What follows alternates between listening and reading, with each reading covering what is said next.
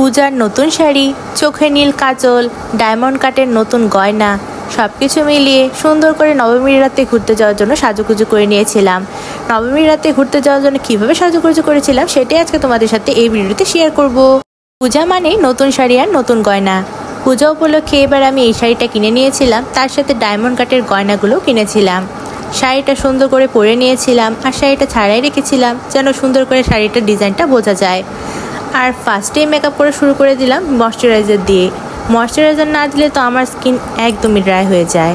Moisturiser ইউজের পর primer use করছিলাম, কারণ প্রাইমার না দিলে কিন্তু মেকআপ একদমই টিকে না।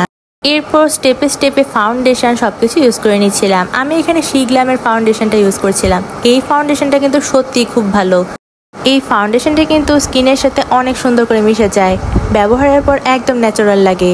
যাই হোক, ফাউন্ডেশনটা খুব সুন্দর করে মিশে নিচ্ছিলাম। ফাউন্ডেশন ইউজের পর এরপর আমি একটু কনসিলার ইউজ করব, কারণ কনসিলার না ইউজ করলে কিন্তু মেকআপ চোখের দিকে যে অংশগুলো থাকে সেগুলো একদম ভালো বসে না। আমি কনসিলার অনেক সময় ইউজও করে থাকি, আমার অনেক সময় ইউজও করে থাকি না, তবে সবসময় আমার ফাউন্ডেশনটাই বেশি ইউজ করা হয়।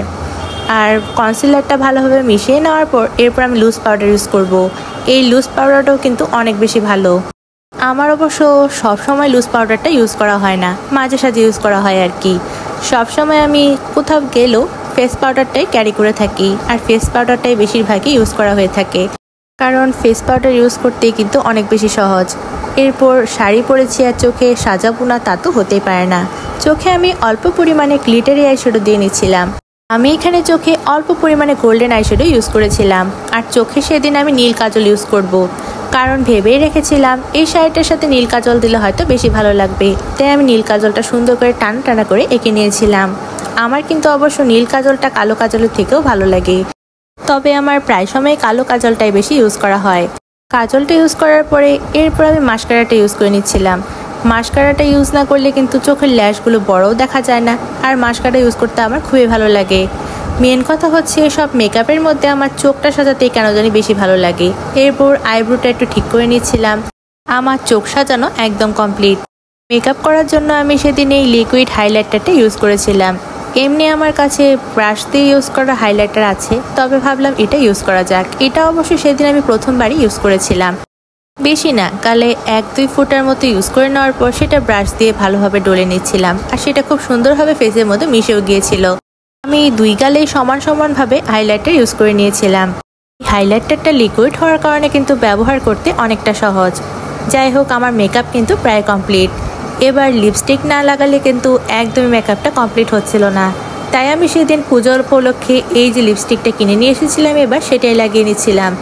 এই লিপস্টিকটার কালারটা দেখলাম এই শাড়ির সাথে ভালোই মানাচ্ছিল, তাই এটাই দিয়েছিলাম। এইবার পূজায় এই নতুন শাড়িটার সাথে ম্যাচিং করে আমি ডায়মন্ড কাটের এই সীতাটা কিনে নিয়ে এসেছিলাম। ডায়মন্ড কাটের গয়না কেনার অনেক দিন ধরে শখ ছিল, তাই এবার পূজায় কিনেই নিলাম।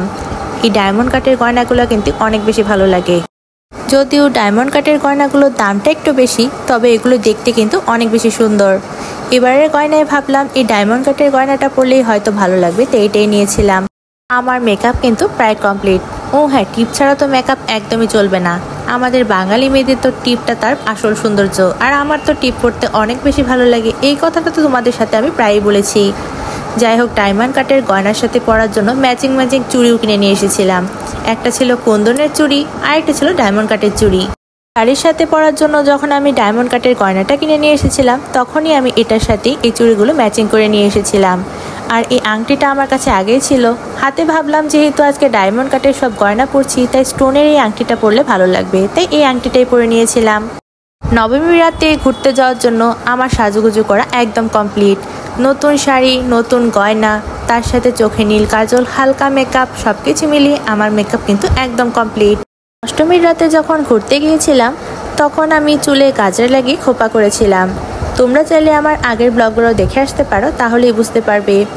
আর তাই ভাবলাম নবমীর রাতে যখন ঘুরতে যাব চুলগুলো ছাড়া রাখলেই হয়তো ভালো লাগবে, তাই সেদিন আমি চুলগুলো এক সাইডে সিদ্ধি করে ছাড়াই রেখেছিলাম। আর তারই সাথে পূজার নতুন শাড়ি, নতুন গয়না, চোখে নীল কাজল, হালকা মেকআপের সাথে আমার মেকআপ কিন্তু একদম কমপ্লিট। নবমীর রাতে ঘুরতে যাওয়ার জন্য আমি সাজুগুজু করা শেষ। আমাকে কেমন লাগছে তা কিন্তু অবশ্যই কমেন্ট করে জানাতে পারো। পূজায় কেনা আমার নতুন শাড়ি আর গয়নাগুলোও তোমাদের কাছে কেমন লেগেছে সেটাও কিন্তু অবশ্যই কমেন্ট করে জানাতে পারো। আমার পরবর্তী ব্লগে তোমাদের সাথে নবমীর রাতে আমার ঘোরাঘুরি, খাওয়া দাওয়া, তার সাথে নবমীর রাতে কী করলাম সেগুলো শেয়ার করব। জানতে হলে আমার পেজটা অবশ্যই ফলো দিয়ে রাখতে হবে। আজকে এই পর্যন্তই। Thanks for watching, by.